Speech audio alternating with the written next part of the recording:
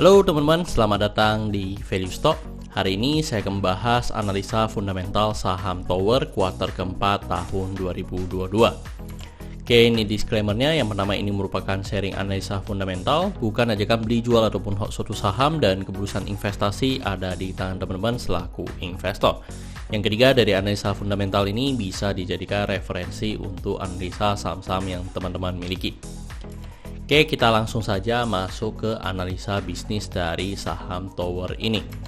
Yang pertama, dari emitennya untuk sektor usaha di infrastruktur dan di sektor DBI pun juga masuk dalam kategori infrastruktur.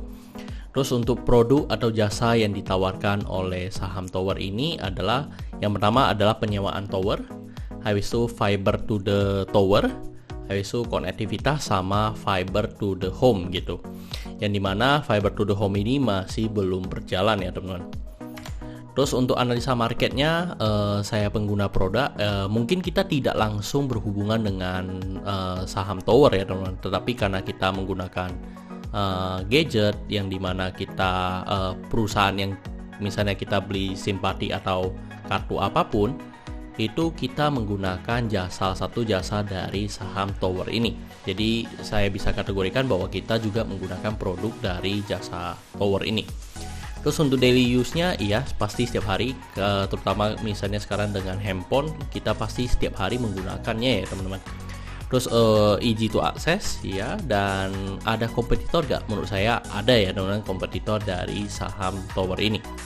Terus untuk ekonomi muat, menurut saya untuk saham Tower ini memiliki ekonomi muatnya sendiri.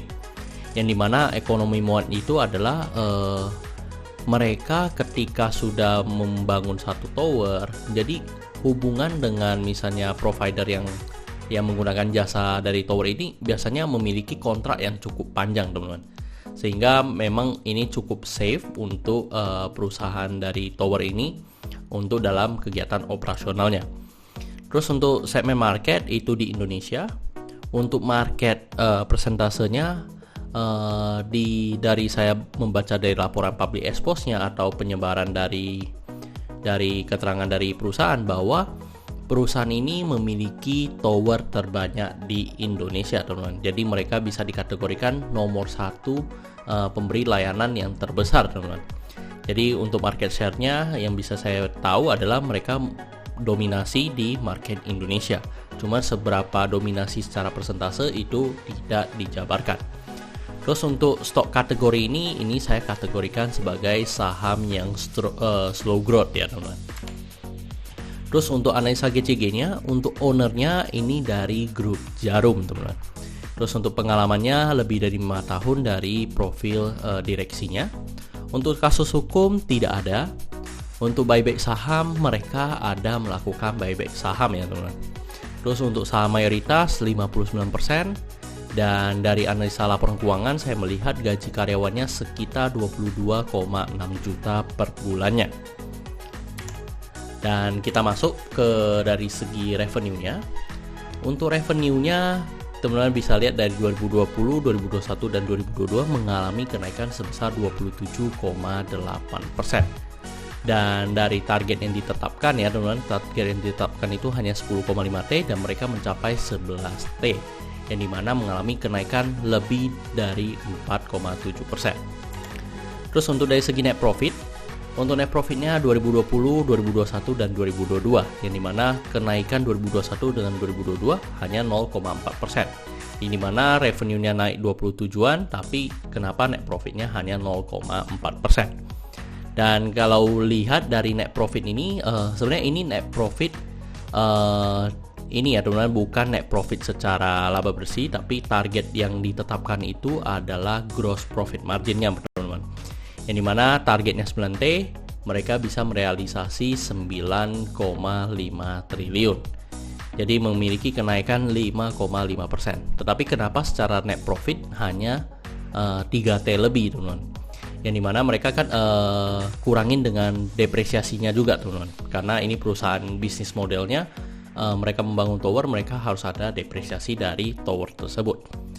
Dan teman-teman, salah satu hal yang perlu diperhatikan dari saham tower ini adalah memang suku bunga teman-teman. Karena ini bisnis modelnya mereka pasti menggunakan hutang untuk membangun towernya, dan memang investasi pada tower tersebut cukup mahal. Tetapi memang ada ekonomi muat tersendiri, yaitu adalah apa? Ketika mereka sudah membangun ini, ketergantungan dari provider, kontraknya itu cukup lama, bisa 10 tahun teman-teman. Jadi mereka udah ada revenue yang sudah pasti. Cuman ya mereka juga harus bayar bunga gitu kan. Jadi ketika teman bisa melihat suku bunga Indonesia, kalau misalnya suku bunganya mengalami penurunan, ini akan sangat diuntungkan untuk saham tower. Tapi dalam satu sisi juga mereka juga mengambil satu kebijakan yang cukup baik menurut saya, yaitu adalah mereka bunganya itu adalah fixed rate. Jadi bukan fluktuasi, tapi fixed rate teman-teman. Kita lanjut untuk dari segi asetnya. Jadi asetnya mengalami penurunan sedikit ya teman-teman ya, yang dimana secara target untuk bunga deposito dan segala macam itu tidak ada. Terus untuk dari segi hutang, ya kan, dari asetnya turun sedikit, dari hutangnya juga mengalami penurunan teman-teman. Dan total hutangnya itu sekitar hutang berbunga ya, sekitar 48T, dan dengan asumsi bunganya 4,8%, jadi mereka membayar bunga hutangnya itu hanya sekitar 2,3 triliun teman-teman. Terus untuk dari segi modal, mengalami kenaikan teman-teman, dan kenaikannya cukup lumayan ya, dari 12 juta jadi 14 juta, yang dimana kenaikannya sekitar mau 20%. Dan mereka ada melakukan capex sekitar 4 triliun, ya, dimana tujuannya itu untuk akuisisi tower teman-teman. Jadi makin beli tower lebih banyak, sehingga mereka punya cangkupan wilayah juga lebih besar, mereka bisa menawarkan ke provider. Disitulah cara bisnis model dari saham tower ini berjalan.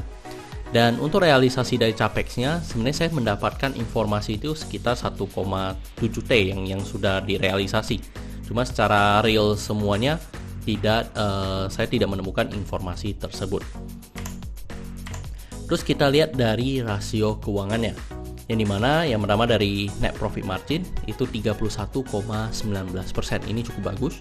Untuk PER-nya di 14,82 kali, PBV di 3,54 kali, DR-nya 355%, ROE-nya 23,9%, ROA-nya di 5,24%, dan dividen ini ada ya teman-teman, karena ini perusahaan sudah existing dan sudah rutin membagikan dividen kepada investornya. Terus cash flow operating positif, investingnya negatif karena mereka terus menambah aset mereka yaitu berupa tower. Dan cash flow financingnya negatif ya teman-teman, mereka juga cukup sering membayar hutang mereka. Dan ini ada catatannya, yaitu adalah kebijakan dividen, yang dimana kebijakan dividennya itu PO rasionya sama seperti tahun sebelumnya. Terus untuk margin of safety untuk saham ini di harga 1000, dan dari analisa fundamental saya bisa melihat intrinsic value-nya sekitar Rp1.000 juga. Jadi memiliki margin of safety 0% ya teman-teman. Nah, tetapi sedikit untuk dari saham tower ini teman-teman, yang dimana untuk dari yang 355% itu cukup wajar untuk karena bisnis modelnya menuntut mereka harus melakukan pendanaan dulu. Jadi yang perlu kita perhatikan adalah ketika dia menambah hutangnya, net profitnya itu mengalami kenaikan atau enggak teman-teman. Nah, itu jauh lebih penting. Jadi kalau misalnya dia ada tambah dia bayar bunganya 5%, tetapi kalau dia bisa mengenerate income atau net profitnya 10%, jadi kan kena cut 5% ya untuk bayar bunga. Jadi mengalami penambahan 5%. Itu pun masih sangat bagus teman-teman. Oke, kita masuk ke kesimpulannya. Untuk produk dan jasa punya prospek, menurut saya punya prospek ya teman-teman, yang dimana masih untuk telekomunikasi, infrastruktur telekomunikasi ini masih merupakan salah satunya ya teman-teman yang paling mensupport di Indonesia. Terus untuk GCG berpengalaman, menurut saya cukup berpengalaman. Untuk revenue capai target, yes. Untuk net profitnya mereka juga capai target, menurut saya yes juga. Untuk asetnya produktif, menurut saya cukup produktif. Terus untuk hutang berbunga rendah, hutang berbunganya sebenarnya tidak rendah ya teman-teman. Jadi saya berikan status no, yang dimana juga dari segi hutangnya juga cukup tinggi ya teman-teman. Terus untuk ROE-nya lebih dari bunga deposito 7%, iya. Untuk margin of safety-nya positif, tidak ya, karena tidak ada spread-nya. Terus untuk dividen, mereka juga dividen yang dibagikan tidak mencapai 7%, teman-teman. Terus untuk sahamnya bisa dikatakan murah, untuk harga 1000 ini menurut saya belum murah. Jadi kesimpulannya 6 dibanding 10. Dan satu hal yang menurut saya perlu saya concern adalah dari segi dividen ya teman-teman. Kalau bisa sebenarnya perusahaan ini kalau misalnya masih mau berkembang, mereka mau terus mengakuisisi, menurut saya tidak membagi dividen juga merupakan pilihan yang cukup baik. Lebih baik dividen yang memang rencananya untuk diberikan kepada investor lebih baik digunakan untuk membayar hutang. Yang dimana dengan membayar hutang berarti kan bunganya itu sudah tidak ada, teman-teman. Jadi kedepannya mungkin selama 3 tahun atau 5 tahun tidak bagi dividen dan semua untuk dibayar hutangnya, menurut saya juga ada bagusnya. Tetapi kalau teman-teman investor yang memang mencari dividen ya ada pro dan kontra lah ya teman-teman. Yang dimana kalau dia tidak bagi dividen, kita sebagai investor kita juga mempertanyakan ini uang di ngapain terus kan, diputar-putar terus nih. Nah, kenapa tidak dibagikan ke pemegang saham pada perusahaannya sudah existing cukup lama. Jadi ini memang akan ada dilema, tetapi kalau misalnya dia tidak membagikan, menurut saya akan jauh lebih bagus. Yang dimana tujuannya harus menggunakan untuk membayar bunga. Oke teman-teman, jadi kesimpulannya 6 dibanding 10. Dan dari sisi saya sebenarnya saya belum membeli saham dari Tower ini, tapi masih saya WNC ya teman-teman. Jadi saya WNC-nya apa? Yang perlu saya perhatikan adalah makroekonomi, yang dimana dari suku bunga ya. Kalau misalnya suku bunganya mengalami penurunan, sebenarnya saham Tower ini akan bisa generate profit yang lebih gede lagi di kemudian hari. Jadi itu yang akan saya perhatikan. Sama dari segi harga, kalau misalnya harganya bisa turun ke 800 ya menurut saya bisa dikatakan cukup murah di harga segitu. Oke teman-teman, saya rasa cukup sekian untuk video kali ini. Jangan lupa untuk like dan subscribe.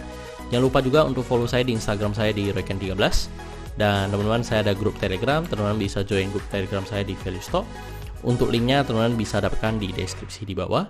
Dan jika teman-teman ingin belajar lebih dalam tentang analisa fundamental, teman-teman bisa mengunjungi website saya di valuestock.id. Oke teman-teman, see you in the next video. Bye bye.